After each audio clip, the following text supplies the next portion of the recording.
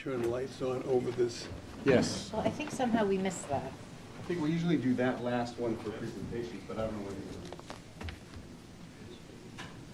Thank Let you. there be light. All set. Off we go. Are we ready? Yes. Now to shut them off. Did we shut you off back there? Steve, did we turn off the lights in the rear? We'll turn them on after the presentation. Oh, yes. Good evening, everyone, and welcome to the regular meeting of the Select Board for November 21, 2023. And Mr. Trask will lead us in the Pledge of Allegiance.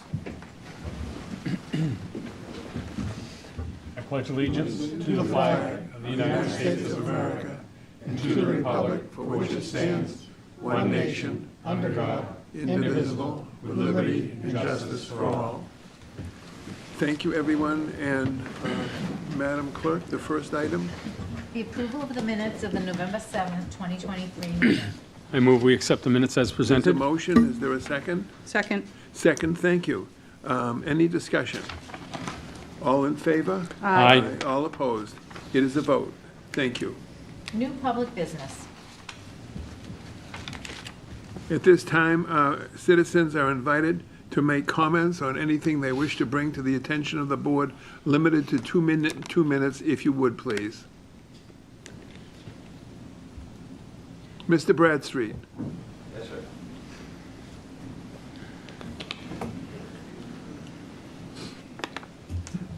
Bill Bradstreet, Town Meeting Member, Precinct 1. The last meeting, I asked if there were 3 things that the town could address. I had a concern about, one was the dead trees at Pope's Landing. The other was the curbing at the library. Where was the other one? And the traffic island at the end of Ash and Purchase Street. And I merely said, just tell me you're working on it. Has anything come of that? Passed it on to DPW, Bill. Okay. The other thing was, in the past, I had asked if at the food pantry, where the dumpster is in the winter, it's put in the parking lot. We lose parking spots because of when they plow, and there's definitely a need for parking over there. When the town is paving, I'll ask again, can that be done? Possibly? It's also, they're aware of that one as well, Bill. All right. And lastly, I'd like to thank for the town for finally being able to put solar panels on the schools. And I know we're working on the solar farm up at the landfill. Would it be possible that we be given an update occasionally in our electric bill? Because some of us don't have computer access, we're not on social media. If something could be sent out with the electric bill, I'd appreciate it. Thank you.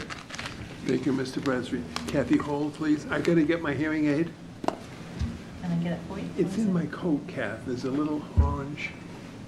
But I heard everything Mr. Bradstreet said. Thanks.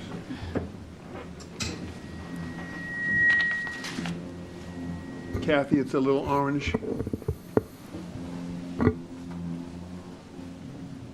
In Kathy we trust. No, dear? Well, I don't know how many pockets you have.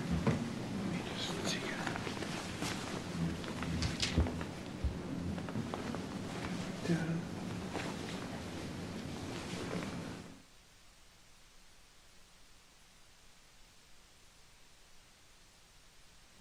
you have an earphone thing? Do you have the extra earphone? Almost a noise. Like headphones? Yeah, well, it's like an earphone.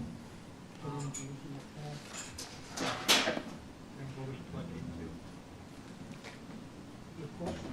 I mean, I don't have anything other than this, but this is only with it here, so. All right, if you find-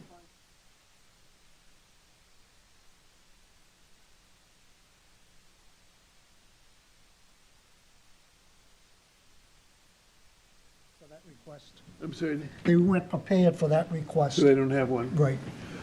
Would anyone speaking tonight please speak clearly into the microphone? And I'll ask my fellow board members if you'd mind doing the same thing. Sorry about this. Next item. Mr. Chairman, if I may, before you proceed, Yes. can I ask with your consideration to move item number 11 to number 8 Of course. on the agenda? Item number 11 will precede number 8, It will, of course. with your approval. Thank you. The board will meet graduates of the 2023 Citizens Academy. Mr. Town Manager? Thank you, Madam Clerk, and we will meet the candidates, but first we have a presentation, and before the presentation, we have an apology because the Dean of our Citizens Academy, Assistant Town Manager Jen Breaker, was not able to be here tonight.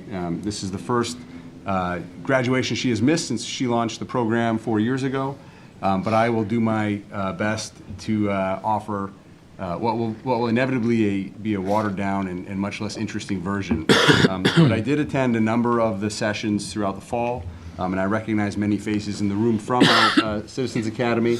Pull the microphone Yep. up to you, Steve. And so if you'll indulge me for a few minutes, we have a presentation on this wall in the back of the room. You'll recognize some of the faces sitting in the chairs on the slides to follow. But the Citizens Academy started on September 14th this year in this room. The cadets received an overview of our general government. They had a welcome from Chairman Mills. They met the town moderator, Pat Frazier, and they learned about elections from our town clerk, Kathy Ellsworth. So just at a high level, this is a 10-week, it's essentially structured like a semester. Folks apply to be part of the academy, and they are rewarded with a deep dive into every aspect of what we do in providing services at the local level, from police and fire services to electric to IT to HR to things as thrilling as reading the bylaws, which is what I do, and accounting and everything else. So we had 16 accepted cadets in this year's class. We give a preference to Danvers residents, but we've had a number of town employees who have essentially audited the program. We had an employee in this year's class. And we try to move the program around town so that the cadets can see all the different sites and workspaces that we utilize. So we started here in September. And this is a slide, this is my reminder. I think I said during the overview on September 14th that the first year we did this, we had a series of collective groans from the staff who were like, oh my gosh, we're gonna have to give up evenings. Now most of them look forward to it. It's a chance for them to really talk about the work they do, meet residents who are interested in the work they do, and share some of the really exciting work that goes on, often behind the scenes. So for a lot of our departments, this is an opportunity for them to share publicly some of the work that nobody even realizes that they're doing. So a big thank you to the department heads and the division heads and the staff who participate throughout the fall. And here are some pictures from each of the sessions. So I mentioned we started off with our general government overview in this room. The first 2 weeks we were here. Week number 2, Rodney and his team gave the cadets a deep dive into our finances and how the budget works, and they did a budget exercise, which they all aced. So we've hired them all on to be unpaid interns to help us through what's going to be a difficult budget process this winter. Third week was, fire is always one of the highlights. Everybody loves going to the fire department. They got to see the jaws of life in action. They learned about the 24-hour, 7-day-a-week operation we have there. Here's the car being dismantled by our firefighters. And probably the highlight for everybody was a chance to get into our 100-foot ladder truck and take a look around. So on the next slide, you'll see this is the view of downtown Danvers from that truck when the lights are on. Everybody's strapped in, perfectly safe. When I took a ride up that truck years ago and asked what happens if it stops working, and they said you have to climb down the ladder. And I said I would sit in the ladder for 3 days until they fixed it, because I don't do heights. But it's a really interesting perspective up there. So if you ever get a chance to take a ride up, you should. We followed that up with a journey through the 5 tax-supported divisions in Public Works and Water and Sewer. We have our Forestry and Ground Supervisor, Travis Reardon, on the left with a chainsaw. They got to see some of the old wooden water pipes and sewer pipes that were in Danvers, more than a century ago, that we're still finding from time to time in corners. Went to Endicott Park and went through some planning exercises with the Planning and Economic Development team and learned a little bit about what our Inspectional Services Office does in upholding the building code and the zoning code. Week 6, we were at the library, and each of the recreation divisions, Endicott Park, Fun Club, Natural Resources, had a chance to talk about the things that they do. The library had a chance to take the cadets on a tour of their building and show them behind the scenes what goes on at the library. I believe Jen would have figured out how to make the PowerPoint work tonight, and I believe there might have been a video here. Instead, it's a PDF because I couldn't figure it out. So you just have to imagine that there's some action going on right here. And that's Phil McKenzie, our assistant Fun Club director on the right, leading the group through a really fun icebreaker that they often do with the kids at Fun Club. Next week was at the police department. And I did not attend this, but I was told that's Captain Sanborn on the right. And there was a little activity that she had pre-planned and didn't even tell Jen about, where we had, I believe it was our clinician who sort of popped into the room halfway through and interrupted the chief to ask how long this meeting was going to go. Jen was upset. How dare the employee interrupt the event? But later, when Captain Sanborn came up to the microphone, she said, "Did anybody see that guy who interrupted our meeting? Does anybody remember what he was wearing, how tall he was, what color his hair was, and things like that?" And I'm told there was a lively discussion, and everybody was absolutely wrong in identifying who had interrupted their meeting. But it was a great lesson in terms of policing and observing. I've had this conversation with Bill about you're always observing and paying attention to what's going on around you. Here's another, use your imagination. I'm sure there was a great video clip here. Week 8 was over at the Senior Center, and we heard from our health team, senior team, and vets about the services that they provide. This is obviously one of our more outward-facing trios of divisions. So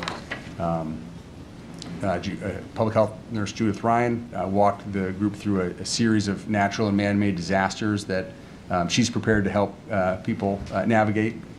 Dare I say excited, that hopefully she'll never have to use those skills, but she certainly is prepared.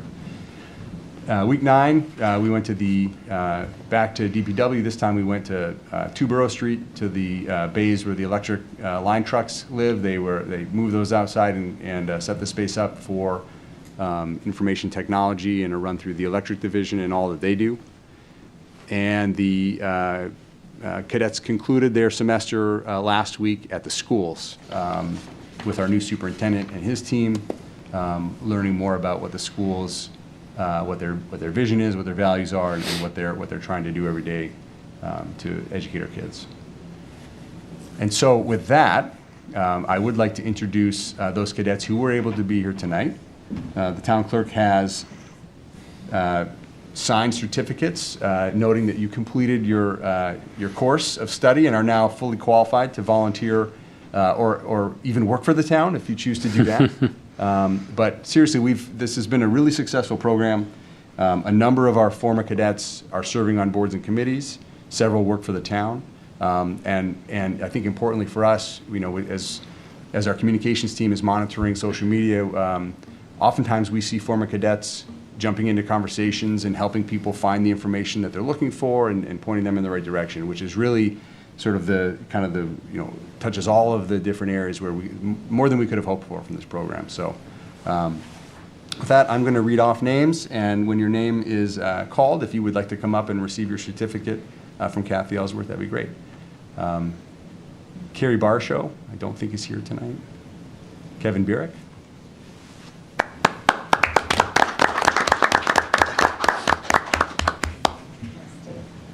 You want to have them stay up here? Sure, yeah. Phil Boldick. I do not see Leanne. She's an admin in our recreation department who audited the class this semester. Veronica Kloss.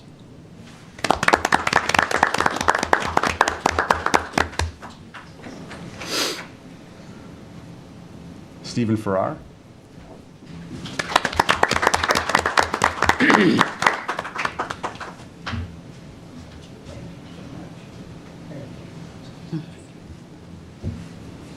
Samantha Piro.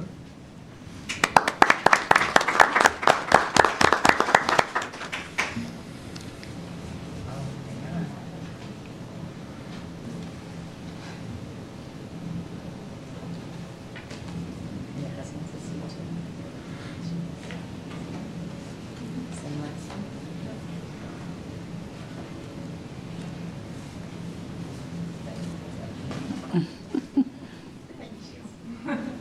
work twice as hard. My husband is Sam Truesdale, it's also on the list. But he's not here tonight, I don't see him. Okay. And Robert Stellato.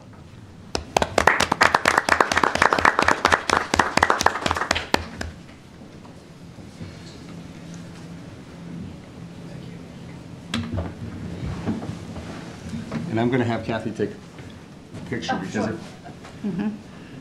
What? Nope. I didn't miss anyone, right? No.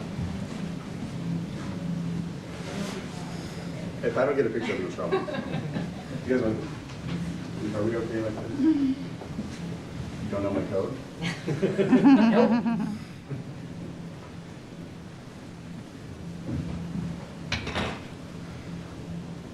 Ready?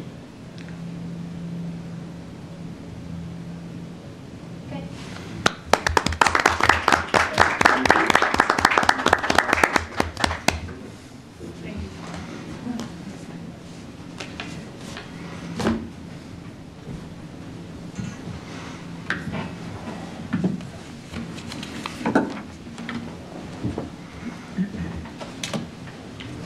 Ready? Next item, please. The board will consider the application of BYO Events LLC, Michael Demarchian, applicant for a one-day wine and malt license at Coffee Clearance Center, 222 Rosewood Drive, for a corporate gathering on Wednesday, December 13th, 2023, 3 o'clock p.m. to 5 o'clock p.m. at that location. Welcome, Michael. Thank And you. would you speak into the microphone? Tell us who you are and what it is you'd like tonight. Absolutely. Thank you for having me tonight. I appreciate all of your efforts. I'm Michael Demarchian. I work in Beverly, but as a side job, I also work at BYO Events with a few partners. We are a starting up bartending business, hoping to expand into event services. We are working with corporate services over at Rosewood Drive to help them host a corporate event. They told us December 13th, they're hoping to do some sort of end of year thank you to their employees. So they asked us to help bartend, and we worked with them to provide the application. And they're looking for beer and wine service from 3 to 5, as Kathy mentioned. And they're getting food from Henry's Market in Beverly. So there will be food picked up, not prepared on site. And I believe that's it preliminarily. Thank you, Michael. If you'll stay there, the board members may have some questions for you. Matt? Thank you, Mr. Chairman. So it sounded like during your presentation that you currently work as a bartender or in an establishment that serves alcohol? No, I don't directly, but my partners have historically. We all have our tip certification, so we've picked up shifts over time, a few of us, and I work in semiconductor industry. I see, okay. So yourself or someone with your company, I suppose, is experienced with checking IDs and just maintaining a semblance of order during the event? Yes, at least 2 of them have worked in restaurants as bartenders before. Okay, all right. 3 o'clock in the afternoon, that sounds like a fun event. Happy hour. All right, I'm all set, thank you. Thank you. Thank you, Michael. Maureen? I'm all set, thank you. Thank you, Maureen. Dan? If I may, through you, we didn't get any paperwork. I assume Kathy. it's all in order? The paperwork is in order. I don't generally provide one-day paperwork. Okay, thank you. All Anything set. else? Thank you, Gardner. No, Mr. Duggan asked the questions I would have. I'm all set as well. Thank you. It is is this a public? Oh, It's not a public hearing. Well, then no one can say anything, except Mr. Bradstreet. Are there any, is there a motion? I move we accept the application as presented. And is there a second? Second. Thank you. Any further discussion? All in favor? Aye. All opposed? Thank you. It is a vote. Thank you Good luck very with much. that, Michael. Thank you, I appreciate it. A public hearing will be held on the application of the Polish, Russian, Lithuanian, American Citizens Club at 12 Cheever Street, Peter Usalis, President, to modify an existing entertainment license to update coin-operated amusement devices to up to 4 at that location. Hi. How we doing? Would you speak up and say who you are and what you would like from the board tonight? Sure. My name is Peter Usalis. I'm the president of the Polish, Russian, Lithuanian American Citizens Club on Cheever Street in Danvers. And we're looking to have our entertainment license modified to include 4 coin-operated machines. Is there another person with you who'd like to speak? My name is Charles Romeo, so I'm the manager. Okay, thank you, Charles. If you'll stay there, Peter, Yep. because there may be some questions. Matt? Well, thank you, Mr. Chairman. So just for transparency, I'm a member of the Polish Club. Can you just describe, we have a kind of a layout of the Lithuanian room? Yes, Which- that's correct. Which today has typically has several, maybe 24 tables and chairs. Is the plan to kind of modify that, or can you just We explain? would eliminate some sitting chairs in place of the pool tables Okay. and the basketball machine. Okay, so what are the devices that you're looking to install? Because today you have a jukebox. We have a jukebox. Our current entertainment license does have one coin-operated device, which we've all tried to do some research here to find out what it was, and we don't know how far back that goes. We're looking to add a basketball machine, 2 pool tables, and a arcade machine. All right, that's all I have. Thank you. Nothing else, Matt? No, I'm all set. Maureen? No, I like the Polish Club too. I'm not a member, but good luck. We'd love to have you. Yeah. Okay, thank you. Thank you. Dan? Thank you. I also am a member of the Polish Club, and few questions on the diagram. Yep, go ahead. I see a pool table and a basketball. At the time that I did the diagram, we didn't add the second pool table or the other coin-operated device, which is a golf arcade machine, and we were going back and forth as to which way we wanted to go. So you decided on 4. Yes, for right now, yes. So a question through you, Mr. Chairman, to the clerk. His entertainment license now covers 1 coda plus the jukebox, or just change it to 1 and 4, which is an addition 3. Well, it would be addition 3 of the coin-operated amusement devices. So the jukebox would be separate. Right, okay. Okay, thank you. Thank you. Thank you, Dan. Guard? No, I have no questions. I've seen them there for a while, so I've been waiting for this application to come through. I am also a member. And I'm an ethnic member. Maureen, you got to join. I'm joining. So we're all going to recluse ourselves, and Maureen's the only one Maureen gets to voting. decide. Peter, I think is there any, this is a public It hearing. is.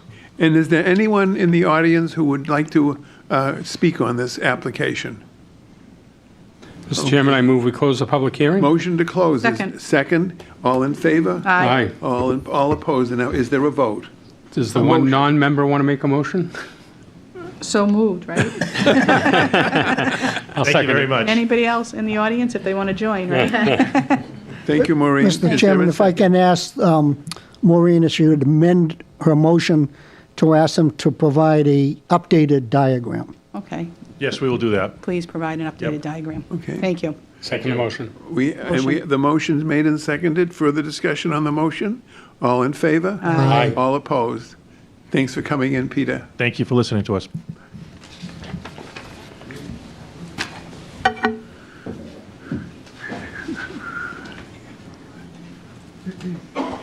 The board will consider requests by Danvers Falcon Fest in collaboration with the town for 2 first-time banners for the following. A ceremonial bonfire over Maple Street from January 8th to the 14th, 2024, and B, for fireworks over the High Street from August 5th to August 11th, 2024. Is there someone to speak to the application? Please proceed to the podium and please speak into the microphone.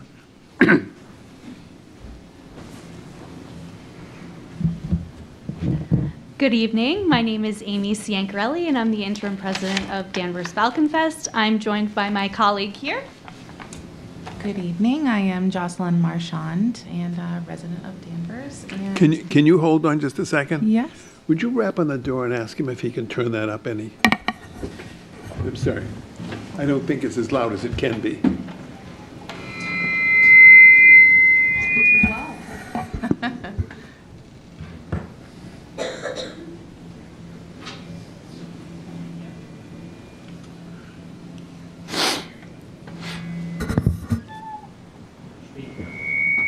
going to do his best. Okay, thank you, Steve. Excuse me, ladies. Would you, Amy, I heard your name. I did not hear your name. I am Jocelyn Marchand. Jocelyn? Jocelyn. Yep. Welcome back. You were here like 5 weeks ago. We were. Welcome back. Thank you. Thank you. So we are here tonight for two items. Item number 6 is in reference to getting permission to hang up banners downtown. 5 weeks ago, we were here to talk about two events which we have approval to move forward on. One is a ceremonial bonfire in January, and the other is a summer community event with a small fireworks display in August. And we would just like permission to move ahead with getting those banners printed so that we can market our events for town residents. Thank you, Amy. Hold on, please. Steve, what kind of authority does this board have with respect to these applications, please? This item is for the banners, so this is the approval of banners. The next item is for a different event, but the approvals are already in place for the two referenced for the banners, I believe. And so do we need to take a vote on the banners tonight? Yes. Kathy? Well, tonight we're looking at the approval to hang the banners over the public way. I believe the two events were already discussed at a previous meeting and under Okay. the authority of the town manager. Okay. So, so it requires a vote of the board. Hearing that, is there any need for further discussion? Questions by board members, please? Hearing none. Is there a motion?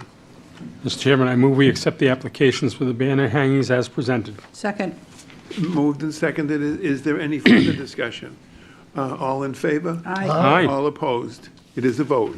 So that's that one. Thank you. What's next?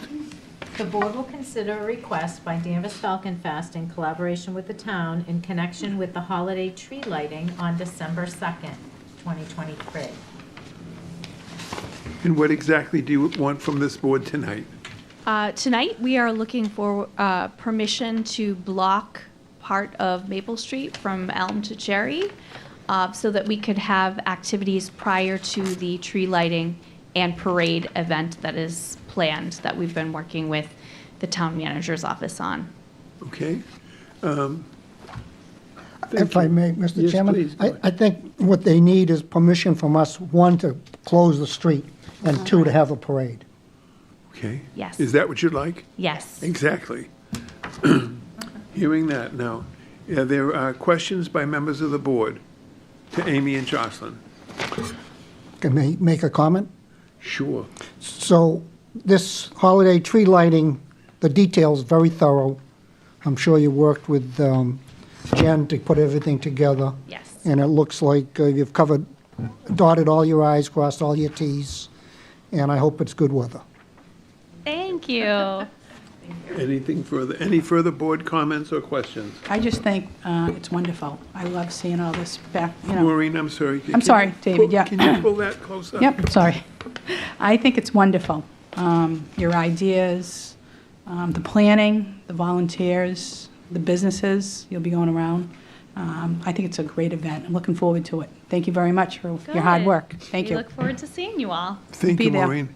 Any further Matt, did you? My 4 Yeah. grandkids. Yeah, just a couple of questions. So the time frame, it says the event begins at 4 PM. Is that when you plan on closing the street? Or can you just describe a little bit more about, is it going to be like the, kind of the downtown, like the oldies night event, the same kind of area? I'm going to let closed? Jocelyn speak to that. Just describe the area that's going to be closed off. Sure. The area that will be closed off will be the same as the downtown rewind that we had, similar to the oldies night. It'll be from Elm to Cherry Street, so just short of the entire Maple Street Square. We plan to close it at 3 p.m. so that we can set up the activities that we'll have that night. And it will be shortened in comparison to maybe previous years past. I think traditionally it was from like 2 to 5. We're starting at 4, but we're going to have a lot of events and entertainment within that hour, hour and a half before the tree gets lit. A lot of kid-friendly activities, reindeer station, reindeer games. We have the Girl Scouts doing performances. We have the high school, the middle school chorus doing a performance, as well as the Dance Center of Danvers. And I believe the Maple Street Choir is also going to do a couple of songs. So it's going to be a jam-packed, fun hour and a half, and we'll get everybody over to the side streets. We have a safety plan in place with Chief Lovell that we were working on, and to lead in the big fire truck with Santa Claus to light the tree, we have a small parade coming up Maple Street, and we'll continue to the candy cane hunt after the tree lighting down at Plains Park, which the rec department is planning. All right. Well, it sounds awesome. That'll be fun. Thanks for your effort, and I wish you success. Is this item, are we still on 6? Yes. Seven. David, We're on can- 7. Mr. Chairman, can I just ask something? Could you Yes, let the Maureen. audience know how they could donate, or if they wanted to help, who should they contact? Yeah, so our website is danversfalconfest.org. There is a donation page on that website, and all contributions from different residents coming in all help contribute to our free community events that we have coming up, like the winter bonfire, the summer fireworks that we have plans in place for, as well as other fundraisers that we put on besides Downtown Rewind, the Wiffle Bowl that we had this past year. So we have a pretty big year lineup of different happenings in Danvers, but certainly we need help putting them on, and that's where the contributions come in. So donations can be made on the website or finding us at the different events. We also have a fundraiser that we are doing right now called Light Up Danvers, where we're selling a holiday goodie bag and map to all the houses that are lit up in Danvers. And the goodie bag is sort of like a thank you as a donation towards these events. So, Thank you, Jocelyn. yeah. Anything else, Maureen? No, I'm all set, thank you. Thank you. Dan, did you have anything? All set. Guard? I'm all set. Good luck. I would like to ask you once again to identify very clearly the dates and the times, because there are people watching on television. And could you just tell us dates and times, please? Yes, so the tree lighting is on Saturday, December 2nd, and all the fun starts At 4 o'clock, is the tweet, okay. Yep, in Maple Square. All right. I just want you to know that I talk frequently, like at McDonald's on High Street, with people kind of my age, and they are very excited about things like this, and particularly your program for December 2nd. It means a lot to people and connects them with the community. So you're doing a very good job for us all, and thanks so much. Now, we still have to have a vote, right? Yes. Okay. Hearing all of that, any further discussion from the board members? Is there a motion? I move we accept the applications as presented. Second. It moved and seconded. Further discussion? Hearing none. All in favor? Aye. All opposed? It is a vote. Thank you for being Have with fun. us again. Thank you very much. Thank you. Happy Thanksgiving. You Thank you. too. The town manager will report to the board on various items of interest. Mr. Town Manager? We're taking. No, I think 11 Switched moved No, up there. number 11, Kathy. Oh, I thought it was after number 8. Oh, excuse me. Prior to. Prior to 8? Okay, we'll move to number 11. The board will consider the town manager's recommendation regarding a trash fee. Mr. Town Manager? This is probably of more interest than anything I would mention under items of interest anyway, so it Pull the makes sense that we microphone, take this out of order. Thank you, Mr. Chairman, Madam Clerk. The board received a memorandum with the packets this week, which essentially encapsulates what's been about 6 months of process and discussion and meetings of the Budget Conference Committee. What is contained here reflects a lot of work, and I want to note Erica DiDonato and Cheryl Stanford from our DPW admin office. They have taken literally hundreds of phone calls with residents to help them understand the new program, answer questions they have about the bins and the opportunity to either add bins or scale down the size of bins. But I'll briefly walk through what's here in the memo and then explain what I'm looking for from the board tonight. So again, the memo sort of encapsulates the various aspects of the new trash program that we migrated to this year.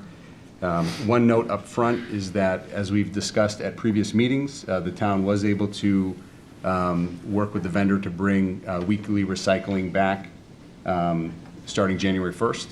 That has been the single biggest challenge that I think residents have faced under the new program, that the biweekly recycling, we're good at recycling in Danvers, and so a lot of folks were having a hard time doing that. We were preparing to stand up satellite drop-off locations around town. We heard from some residents at prior meetings about their unhappiness about having to have that in their particular neighborhood.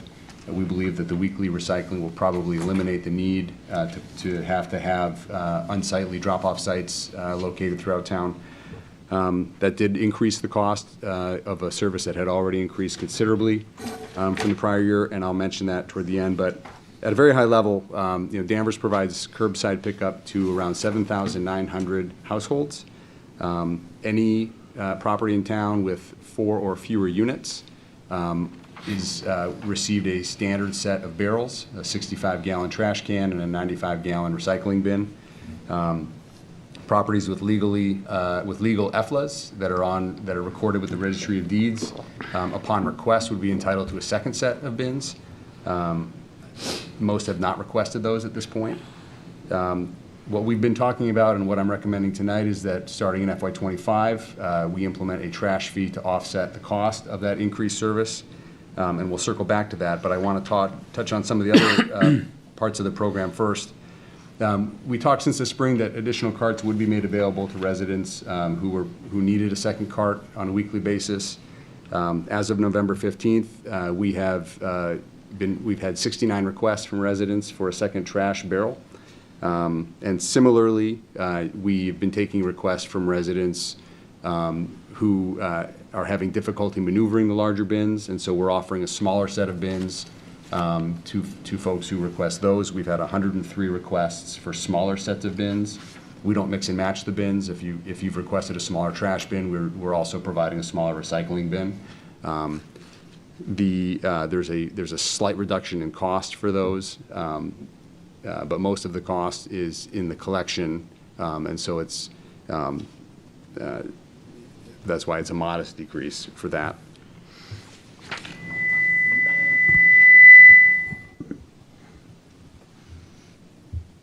One of the features of the program really that will be in effect next year is an opt-out. If individuals, I think it will be difficult for a single-family home to find a hauler who can provide service at the same cost as the proposed trash fee, but certainly individuals who are living in 2 or 3 or 4 family homes have the option under the program of looking at alternatives to town curbside collection.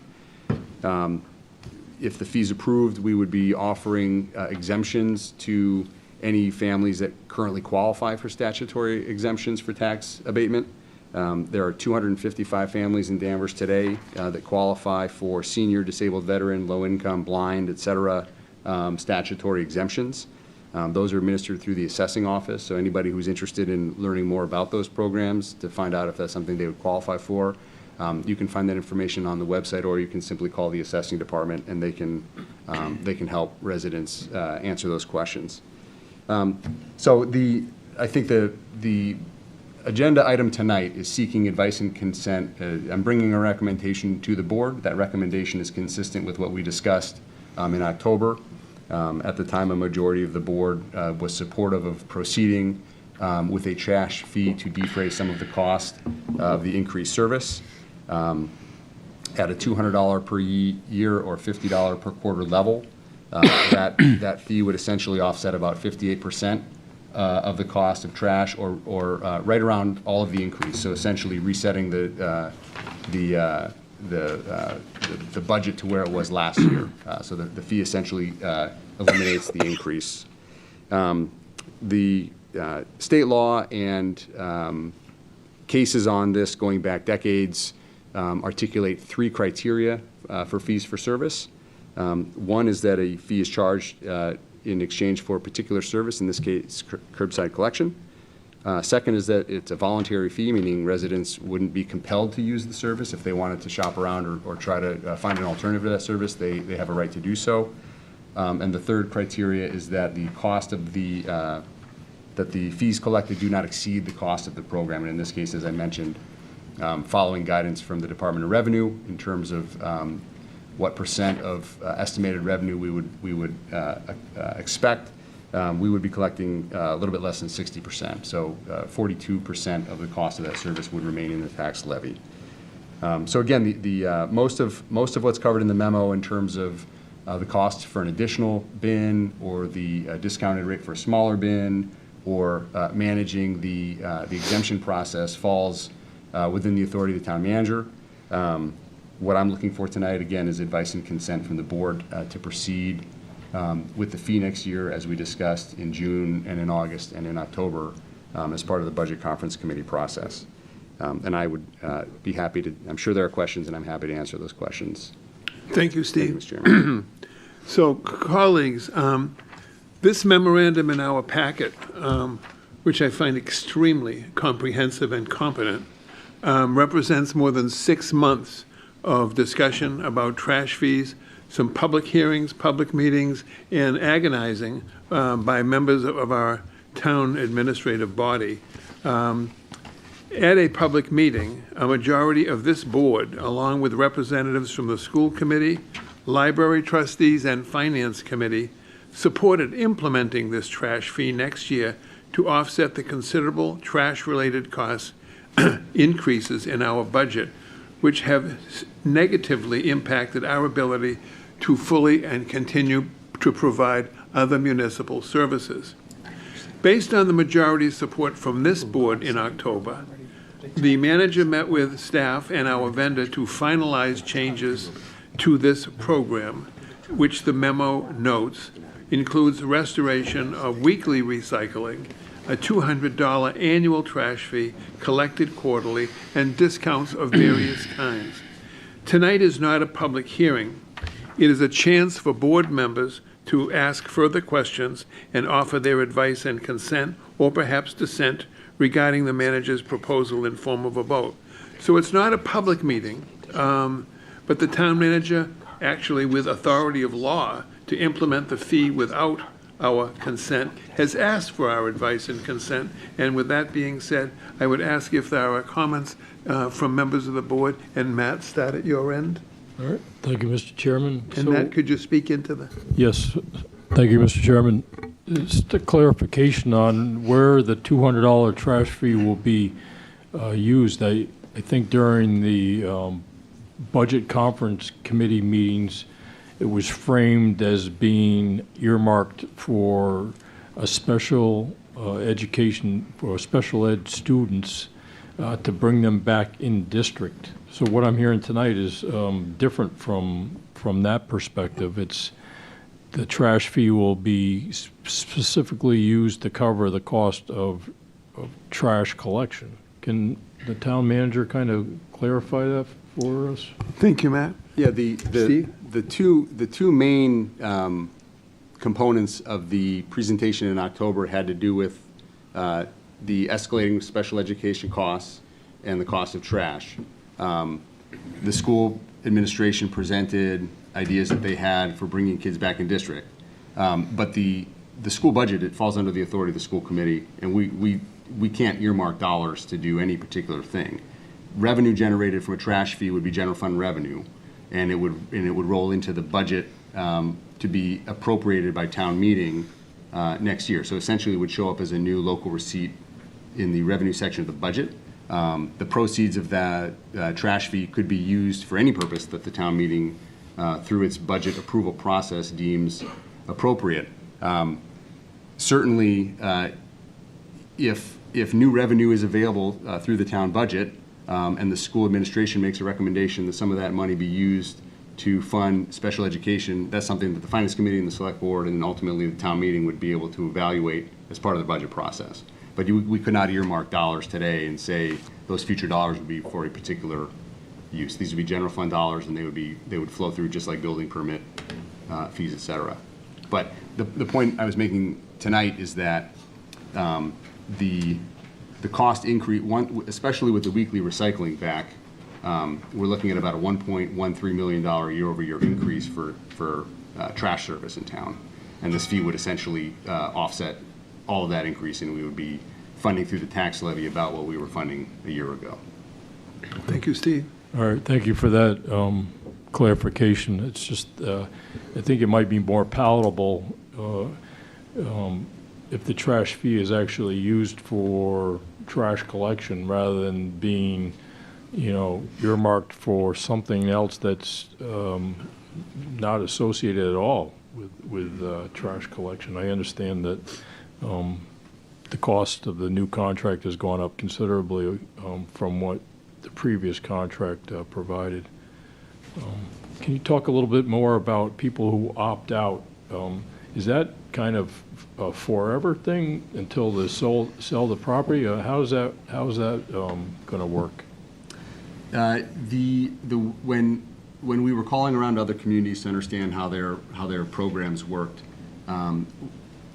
what's noted in the memo is if somebody wanted to contract out privately for and I think most single family homes are probably not going to pursue this path. I think it would be difficult for me as a single family homeowner to find a private hauler who would collect my trash for less than $200 a year. But if I owned a 2-family or a 3-family, or I had a couple of, I might very easily be able to find somebody who could provide a dumpster for me for less than the cost of 4 separate sets of bins. Those folks, what the rules say is that you'd be out for a year. You can't come in, go to Florida, come back and restart your service 3 months later and then get out again. Because DPW has to deliver those bins, we have to set it up in the billing system, and there's a lot of work behind the scenes to maintain that. So it'd be, if folks opt out or opt in or choose a second set, we're looking at you'd be committing for a year to that, and then you could change back to whatever service made sense for you. Okay. And just one Thank you, last thing Steve. with the recyclables. So you don't really make money recycling material, especially these days. It seems like the cost of plastics or cardboard or whatever really wouldn't generate revenue like they may have in the past. So that's a real cost for the town to collect recyclables. 20 years ago, we used to see $80 a ton for recycling. We're lucky to see $10 a ton now. So I've said this before, I think we forget that pre-COVID, the collapse of the recycling market was a real issue that everybody was talking about, and then it became a back burner issue. But when China stopped collecting most recyclables from the U.S., it cratered the market. Right. Which is part of the reason that we're seeing these contracts in the last 4 or 5 years that look the way that they do. And most recyclables end up in the trash stream anyway, or is it worth the effort to recycle, or that's a mandate from the state? I think it's a little of everything. I certainly don't know what the ultimate destination for some of the things I put in my recycling bin are. I'm sure not all of it makes its way to a facility that's going to reuse it. Okay, that's all I have. Thank you, Matt. Maureen, could you wait? Are you able to hear in the room? Okay, it's just me. Okay. Thank you, Maureen. Thank you, David. I was under the same impression as Select Board Member Duggan about the increase, which I do not want. I'm going to make that very clear for the residents, is that was because of the special education costs. I don't like the fact that it would go into, if the town manager were to grant that it does go into local receipts. I do agree, if it has to be that way, which I don't want it, and we have no control of it, is that it would be designated for trash collection only. I don't like the general fund. Too much goes into that general fund. I want to know exactly where the numbers are. Other than that, the exemptions, if you could just elaborate, Steve, on when you said people, seniors, disabled veterans, go to the website. Where do they go to the website? They're seniors. We need to make it a little bit more easier for them, who they could call. I think you said the assessing department. Yeah, I would say for anyone who's not comfortable navigating, from the website, you go to danversma.gov, you click on departments and assessing, and you would find that information. You could also just call the assessing office. That would be the most straightforward. So you could dial right into 978-777-0001. You'll get the receptionist, or you can just wait and punch your way through the assessing department. And what would that look like? What's that process? Would they fill I mean, in a it's form? the- Would it be better for there's- them to come in? It would be better to start with a conversation. Mm-hmm. So walk in, go to the counter, have a conversation, because all of these exemptions are spelled out in statute. There are age requirements. Sometimes there are income thresholds. So we wouldn't want anybody to go through the application process only to find out that they were well outside of the criteria. So I think certainly having a conversation with the assessing staff would be the first step. Yeah, that would be great, because like for me to read this and say for qualifying seniors, who's a qualifying senior? You know, is it a certain age? I get that. And let's see, what else did I have? I'd rather like to hear what the other board members have to say too, because like I said, I'm not in favor of it. I'd like to see if maybe we could table this for another month. Maureen, I'm sorry. I said I'm not in favor of it, and I don't like the fact, another big challenge. I think Tom Manager said there's a lot of challenges for people, but I think this is another big challenge for the residents too, is to have another fee. We don't, as much as some people might say it's not a lot, it still is a lot when money's so important nowadays. So I'd like to see, hear other comments, and I'd like to possibly table this for another time to talk a little bit more about it before Thank he you. makes the final We'll decision. come back to you. Thank you. While we're on the topic of trying to find information, a couple meetings ago, at my request, Assistant Town Manager came here to give a presentation on how we communicate. I don't know if anyone remembers that. It was very important to me because people in my age group complained constantly, okay, I'm not supposed to mention age, about, and I'm speaking to people who may be watching tonight. So my friend Maureen down at Friendly's yesterday morning or this morning said, when are we going to have the tree lighting? Well, in the back of my mind, I thought it was Saturday. You know, I had to look and see what Saturday. And she said, you're supposed to know. I said, okay, I'll find out and I'll tell you tomorrow. Well, I went to our website and I was amazed at how user-friendly it is. Town of Danvers, you just put it in Google. The website comes up.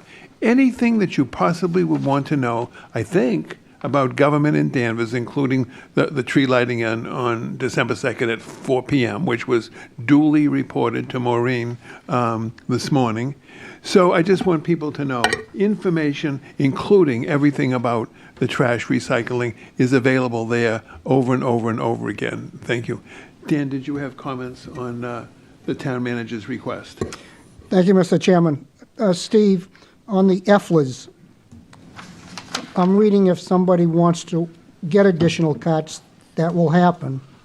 Does that mean that they're not going to be charged the $200 per unit unless they ask for the extra trash barrels? And will the EFLAs be charged the $200 fee? If an EFLA wanted barrels, it would be charged as a second household. Our conversations with, the conversations we've had, the limited, I should say, we're talking about EFLAs that are properly recorded with the registry, so Obviously. we know there are some that are not. They would request those bins, and they would be charged for those bins if it's two. Most EFLAs have not requested a second bin, right? Typically, if you think about an EFLA as you have a parent or in some cases a child living in that unit, they're typically fine with the two bins. But if you could certainly order the two and most likely order one additional trash can, but that would be, you'd be charged for what you were using as a separate household. Okay, so under the additional carts, and that's what we're talking, they have the option of getting one additional cart, say green or blue, or do they have to get both? I don't think they'd have to get both, but that's not a scenario that we've talked about at the staff level, so I could certainly report that back. And so the scenario you're describing is you have an EFLA that needs, they're going to take their base service, which is one cart of each, and maybe they only need one additional cart as opposed to two. Would they be allowed to buy an additional cart? We haven't discussed that, so we'll have to think about that. Okay, thank you. under the paragraph of additional carts where you say 69 residents have requested the additional, and you say that it says here a green cart, 65 gallons, is $160, while the blue 95 gallons, $100. Does that make sense? It does because it ties out to the cost. So that's when you take the trash collection and disposal cost as two of the three components in our budget, and then you take the recycling cost as the third component in our budget.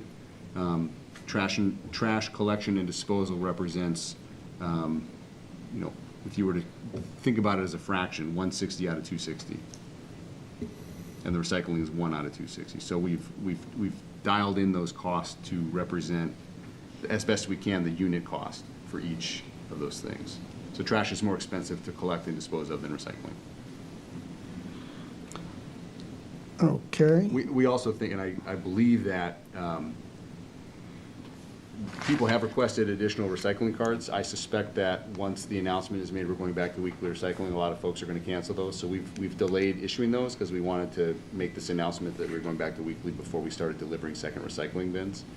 But our guess is most of those additional recycling cards are going to be canceled. I'm sure it will be. Yep, that makes sense. Okay. You talked about the smaller carts. They'll turn in the big ones to get the small ones, and they'll have a little less of a fee. The annual fee will be $180 instead of $200.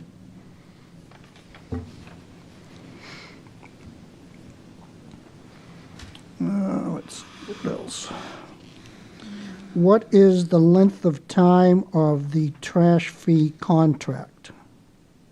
Do you mean the length of our current contract? Correct. It's a 5-year contract. It's 5 years, okay.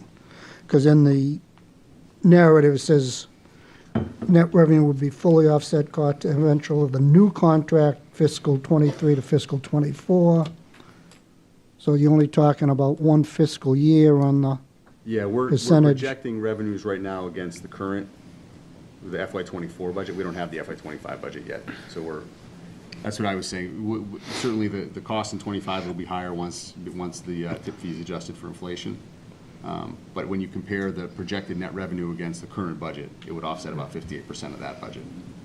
So it would offset less of next year's budget, Okay, which we don't have yet. right. And the trash fee will be implemented fiscal '25, which will be in July '24. And what's the cycle on the water bills?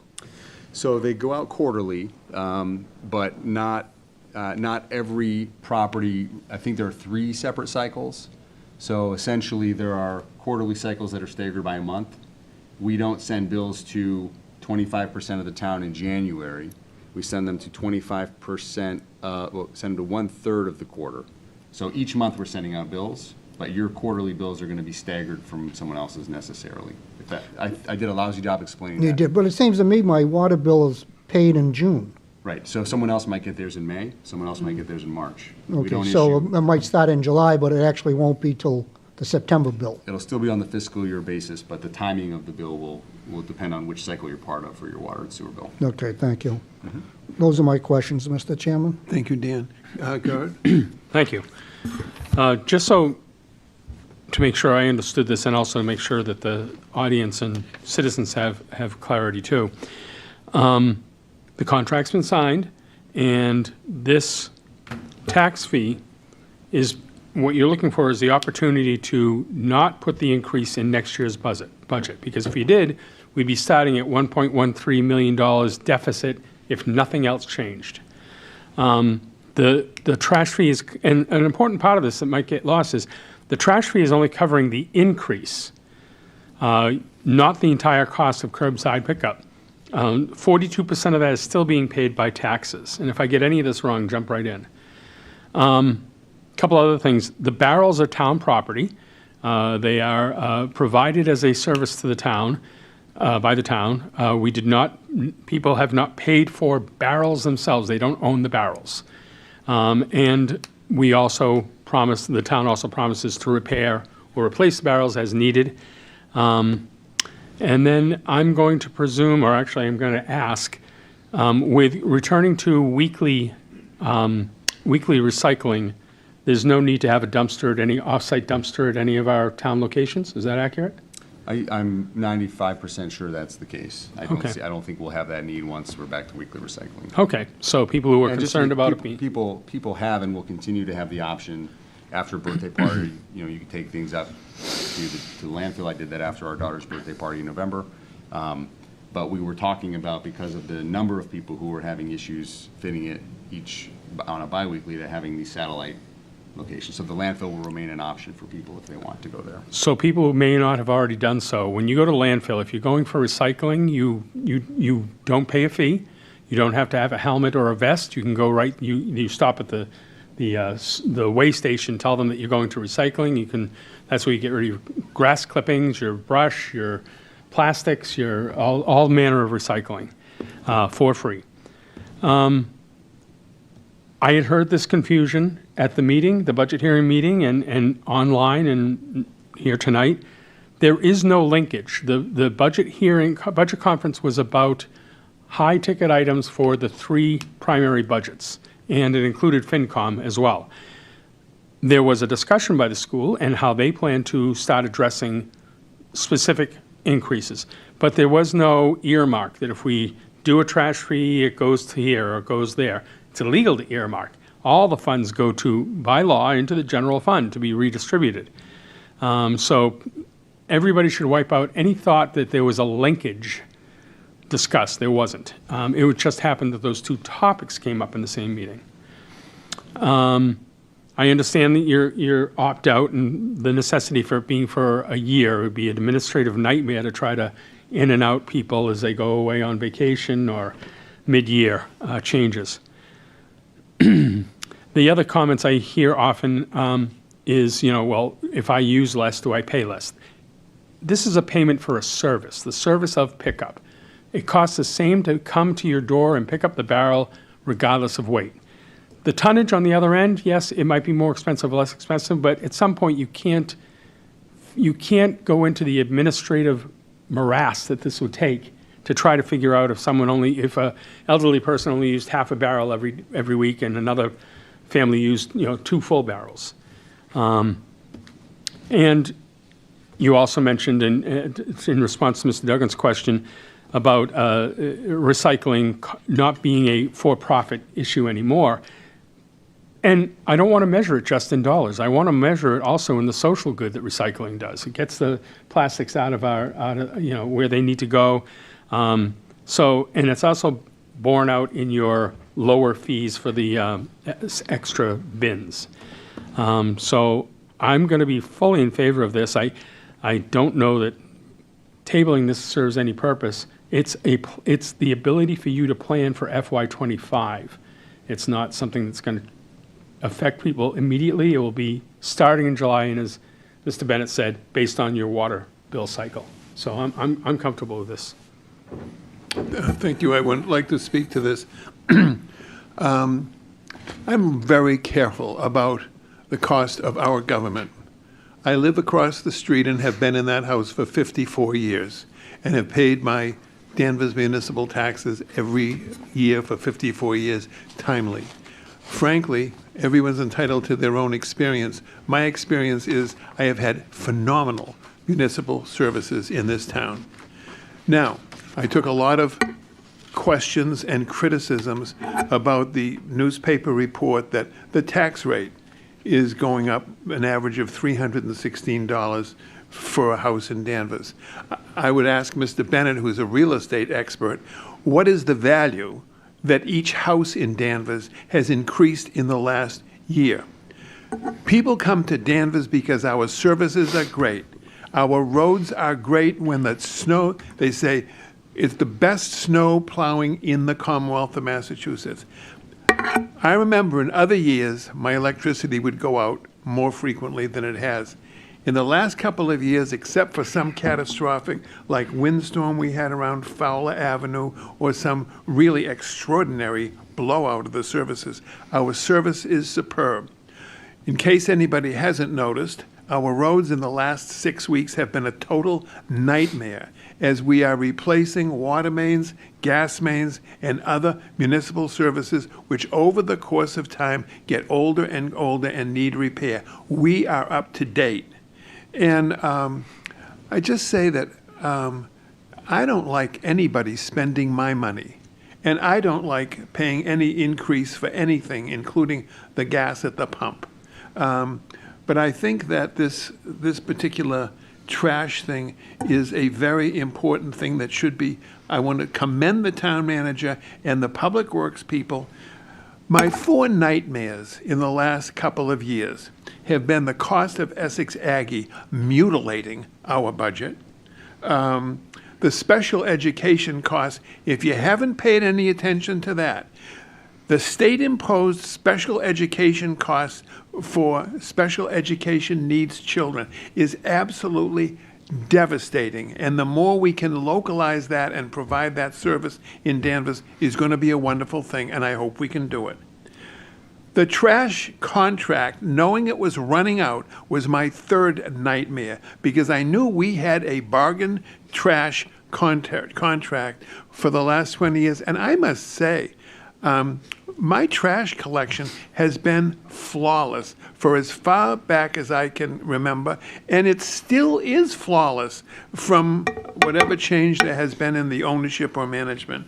And the final thing is, people have heard me crab before about tax-exempt properties like my high school, St. John's Prep, and the Essex Aggie, and the North Shore Community College, and all of the tax-exempt properties which total $1 billion in Danvers. So the rest of us are paying for services for $1 billion worth of property who are not paying. So I see this $200 as important.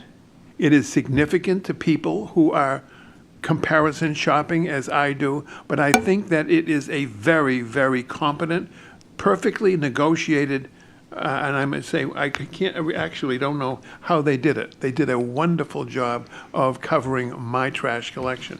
So I hope that we can give a unanimous support to the town manager's need to implement. He doesn't need our vote, but I think he's entitled to our vote and our approval of this. And so let me see, that's what I wanted to say about that. Maureen, did you have something you wanted to add? What I'd like Speak to, into the yeah, I'm microphone. sorry, David, thank you very much for letting me speak. The reason I wanted to table it for another month or so is just to have some more further discussion, have residents talk to the town manager, give them a call, send them an email, show your concern, maybe to the other board members. This hasn't even really started yet, the new the trucks and everything. So it's like we're implementing something that hasn't even really started yet, with the new contract. So I just wanted to table it for a little bit longer and just have the residents reach out to any one of us and the town manager to see if there's anything else that maybe he can come up with. He's a smart man. Let's see what we can do to save money to the residents. All right, without prolonging this, Maureen has asked that the matter be tabled for a month, and I oppose that request. Do other members of the board have any comment upon yes, Matt? Yeah, so I still feel the same way as I did back in August. That, Matt, would you speak into the mic, please? I just feel that a fee or a tax is just semantics. So just out of principle, I don't support the trash fee. I think that we really haven't done made a sufficient effort to find areas where we may be able to find these additional funds within the existing or proposed budget for FY24. So that's kind of where I stand at the moment. Thank you, Matt. Any further comment, Dan? I will not support tabling this. I would not support tabling this. That's already removed. No, Maureen made it. He denied it. Oh, okay. I thought that would be a will of the board. No. Okay. Okay, so the very good. prerogative of the board, the request for whatever it was, delay, the delay request is denied. We've had enough time to discuss this. We had 3 budget hearings, conference committee hearings. We've had a couple updates from the town manager while they worked on putting together the rules of the road. It took them a while to get this, and everything seems in order. The manager made a good presentation. Everything's been covered. If anybody has any questions, they can certainly get them answered at DPW. You can opt out. You can get extra barrels. You can get smaller barrels. The people that are in need are going to be taken care of. I know those are some of the issues that Maureen was concerned with, and rightly so. I think that we've got a good plan here, and I will give my consent to the manager to implement this plan. Thank you, Dan. Go ahead, did you? I'll do the same. Based on all that's been said, I also would offer my approval for the recommendation provided. Thank you, guys. Steve, would you want a formal vote of the board? I would. Mr. Okay. Chairman, I move we accept the recommendation of the town manager as presented. Second. There's this motion, a second. Is there any further discussion? Hearing none. All in favor? Aye. All opposed? No. Oh, Thank you. It is a vote, and thank you for your work, Mr. Town Manager, on that. And our next agenda item, please. The town manager will report to the board on various items of interest. Mr. Town Manager? Thank you, Madam Clerk. And I'll start with the last sentence on the memo. I think Steve, would you pull the microphone closer? I wanted to thank the board. I know that was not an easy decision to come to, but I want to thank the board for the participation. I think I mentioned at a previous meeting the calling of the Budget Conference Committee. It's the first time in my 9 years with Amherst that has happened. And I thought it was great to bring together leaders from the various boards to talk through a variety of issues, not just trash fee and not just special education. We covered a lot of topics in June, August, and October. And I just think that it's an effective tool, and it's an effective process to be able to call upon. It's unique, and so again, I wanted to thank the board. You put in a lot of time outside of your normal meetings to research for those and to participate in those, so I wanted to personally thank you for that. I wanted to give you just a quick update. You're going to be getting materials soon, probably after the holiday, but the planning department has been hard at work gearing up for our zoning special town meeting in February. We're looking at February 5th, which is Monday, 2024.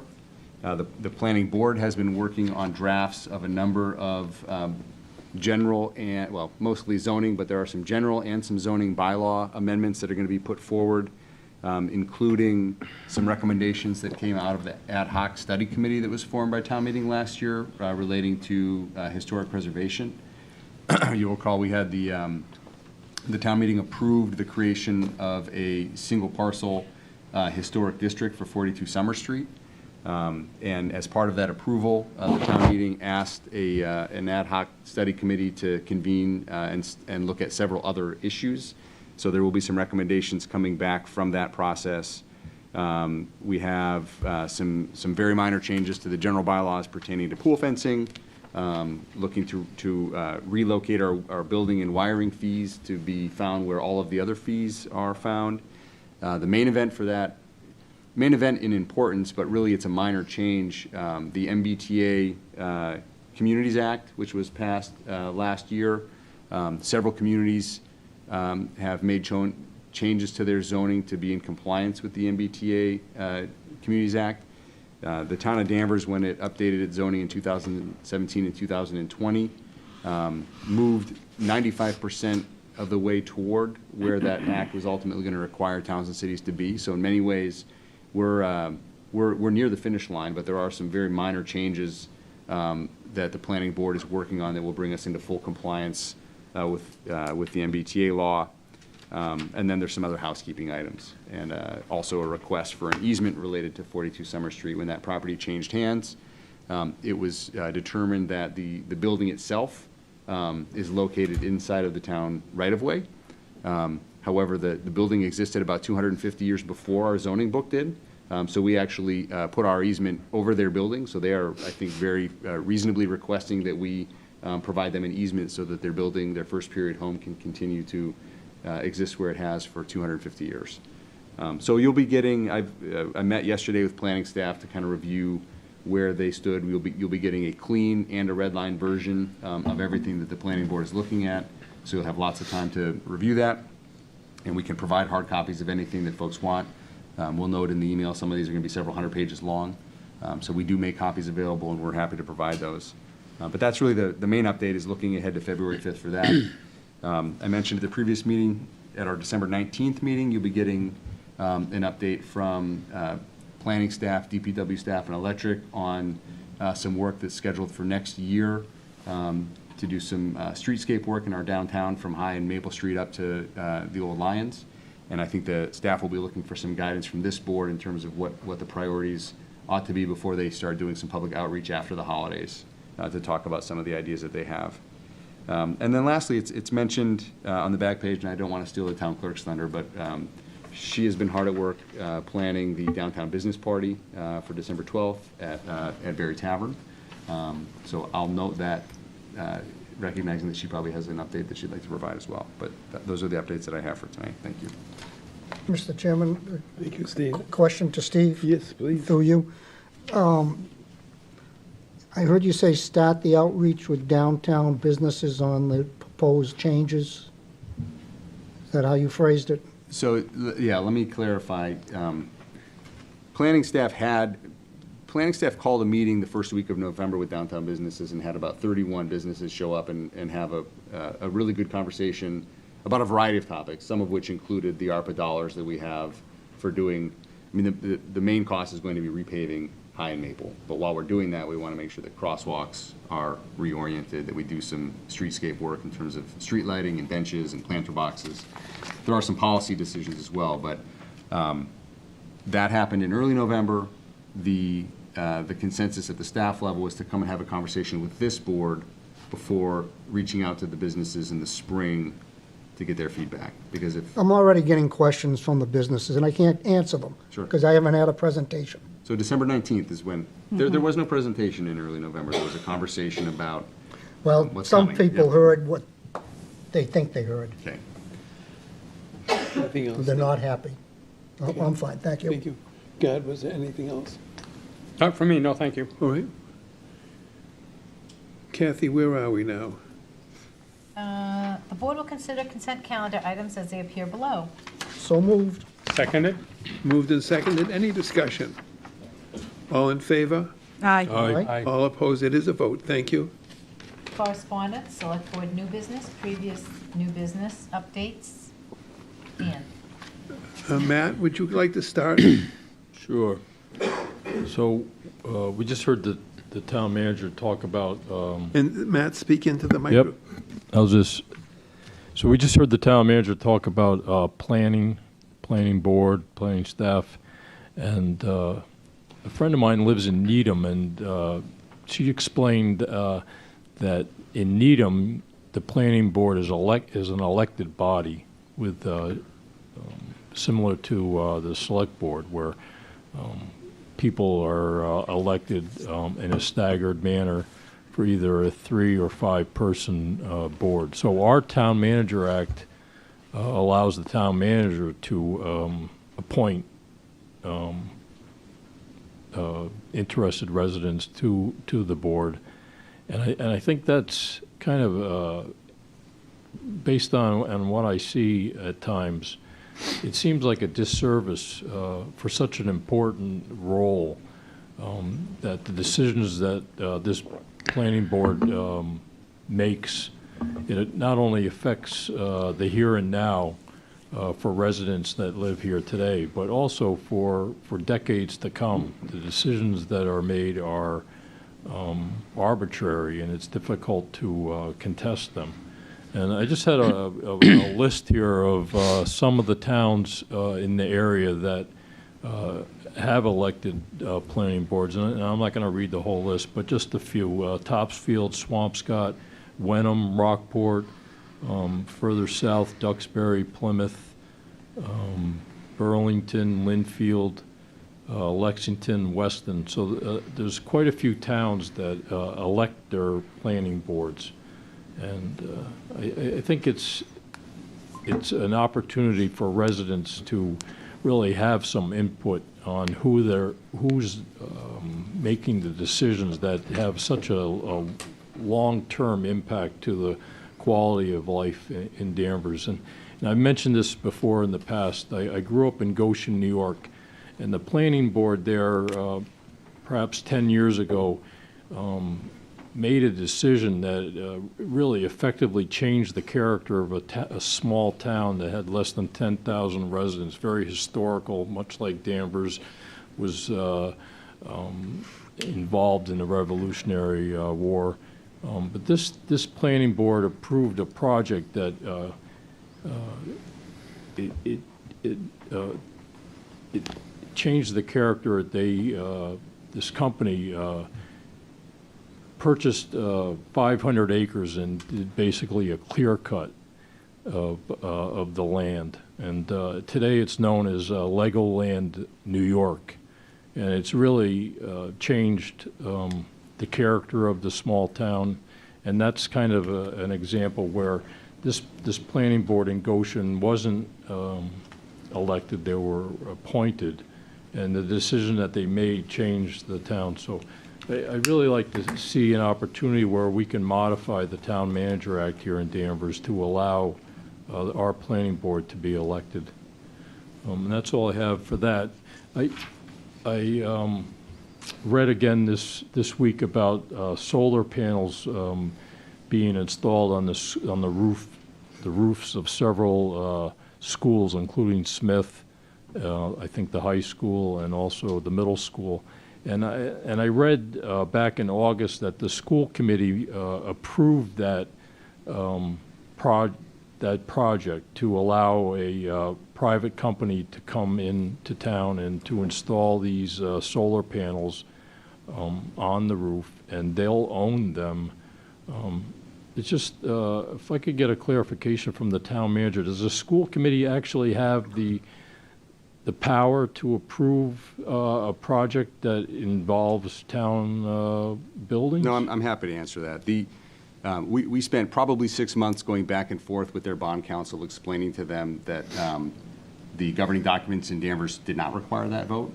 They initially had requested votes from the select board and the school committee. David DeLuca had explained to them at least a half a dozen times that those were non-binding votes that didn't mean anything, because under the Town Manager Act, the authority to approve those is through the Town Manager's office.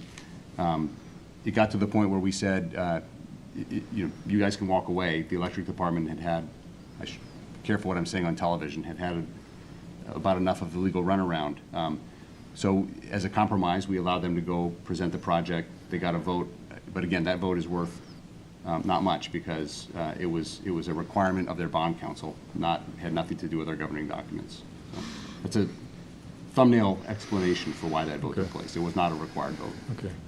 So I assume the staff at Danvers Electric vetted this company and has validated that they're an appropriate partner for the town, and that in the long term that the town will benefit from it. It seems like to me initially like it's a lopsided kind of an agreement where these power agreements, and there's different types of installing solar panels on the roof of any building, including your house. You can have the company install their panels and they own them, and they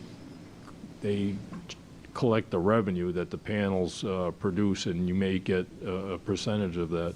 But the agreement that we have doesn't seem like it's the best one. So let me also clarify two things. One, I want to be careful. The runaround I described with an attorney who represents his firm is separate and distinct from the capability of the firm to do solar projects. The firm does great work. Right? The company that we're working with has done many municipal projects. They're all very successful. The frustration that we had was with their legal team, so I want to keep those two things separate. Clint Allen and his team spent months working on the best approach. One of the reasons that the PPA model is very, very common is that we can't access any of the tax credits that private installers can. This is why most private installations, when I was in Connecticut and we were doing solar projects there, towns and cities, 33%, you're starting at a 33% disadvantage on most of these projects because they can get tax credits that write off a third of the cost.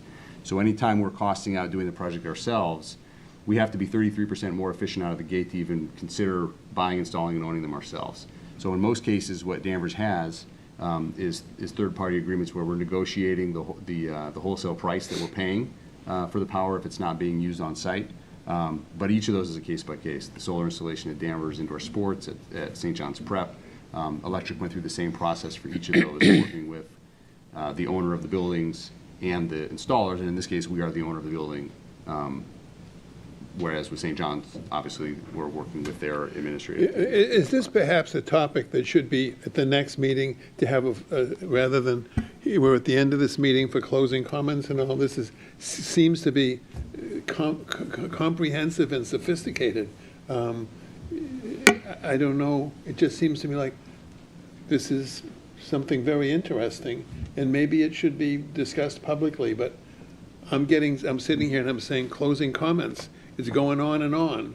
And I think, don't disrespect any. Clint Allen would probably be happy to come and talk about the solar project. Would that be comfortable, Matt? Yeah, I'm sorry if it was long-winded. No, you raised very important issues, but it's like.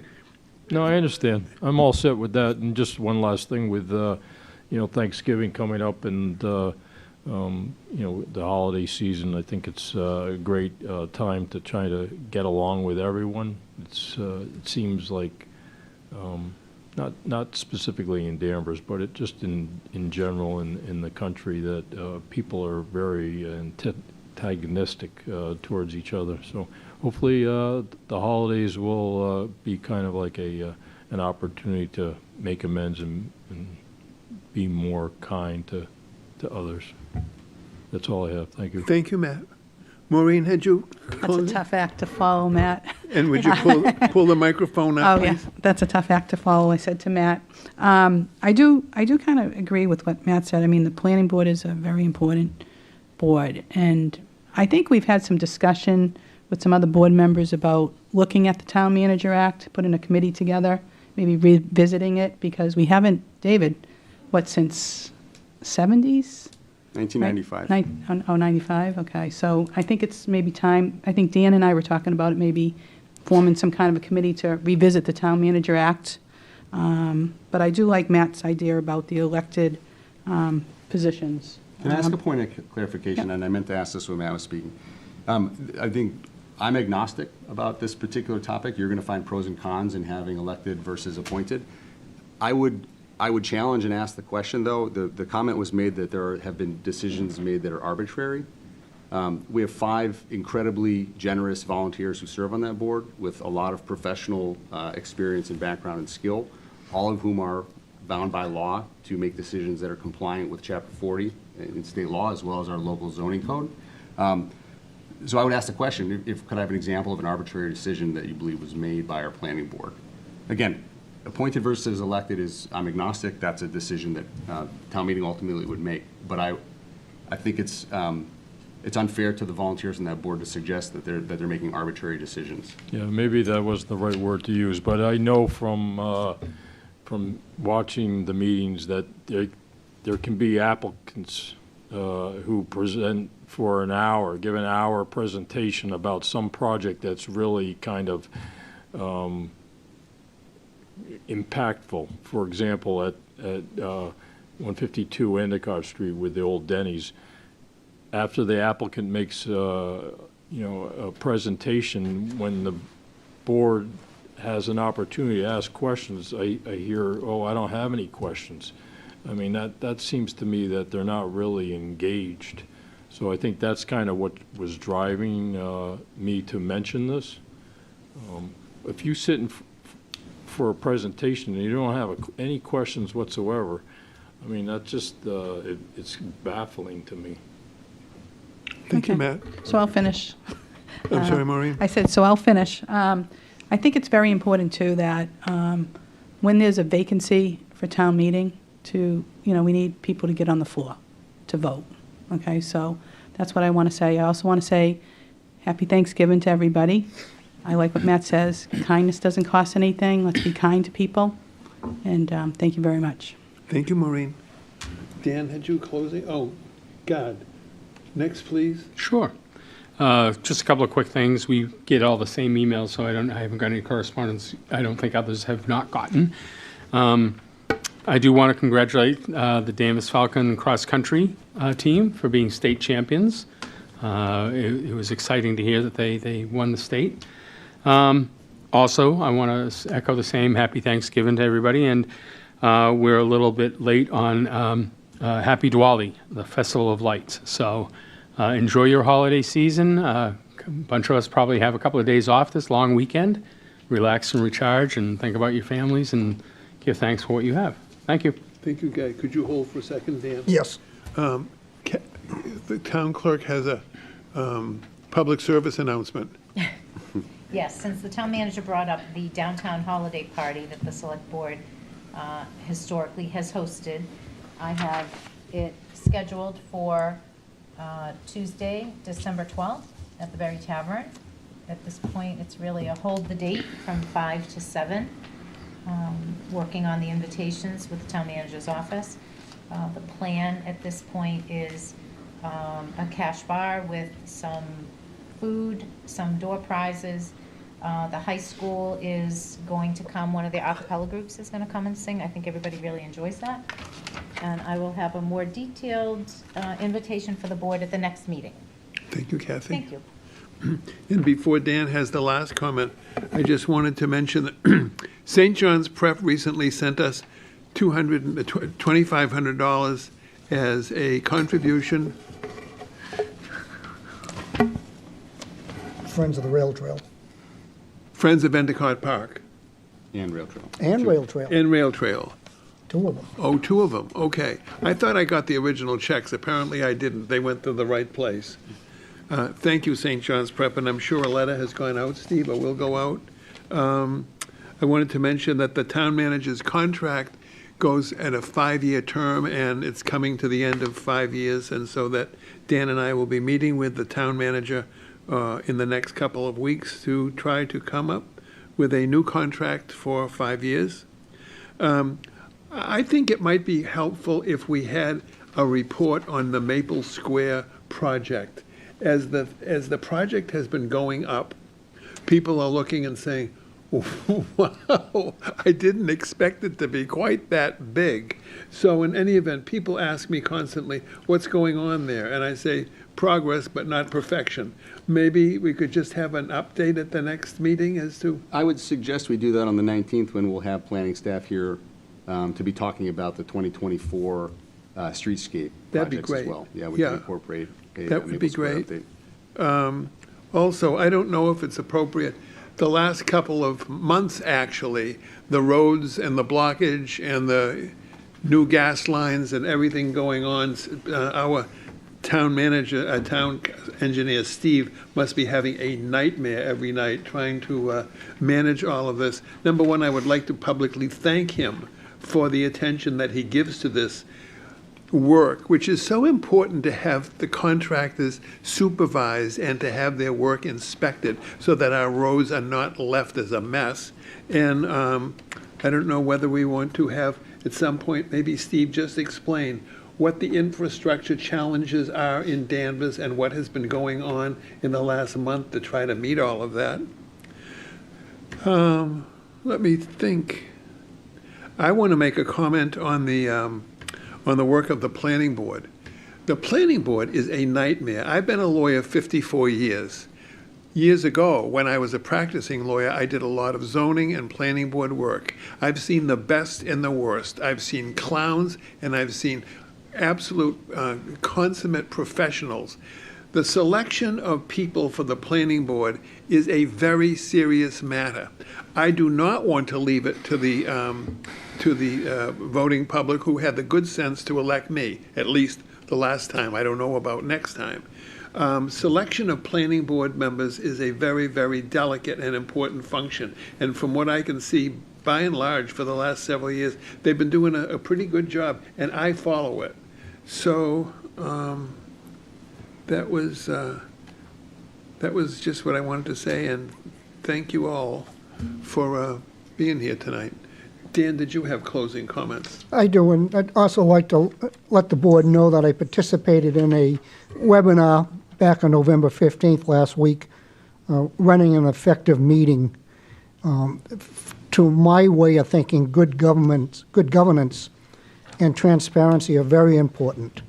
And in this webinar, it was presented by Diane Kennedy, a former select board member, Mike Betancourt, currently Karis North, an attorney from KNP, I think. Good information about the role of the chair, talking about common interest. My takeaways may be different from my fellow board members, but I certainly recommend this webinar, which is, it can be drawn up, certainly for anyone that's interested in being our chair in the future. There's good information about the role of the chair. And perhaps in the spring, we can talk about that as an agenda item, Mr. Chairman. Twice we tried to get together with a retreat to talk about the role of the chair and how to run a good meeting and the role of our select board members. And for various reasons, some members weren't able to attend or didn't have a buy-in. So I'd like to know if perhaps in the spring we can have a conversation in public. Sounds great. Thank you, Dan. And with that, remember, if you see a vet, please say thank you to that vet. And that's it. Thank you, Dan, and good night, everyone, and thank you for being here. Thank you.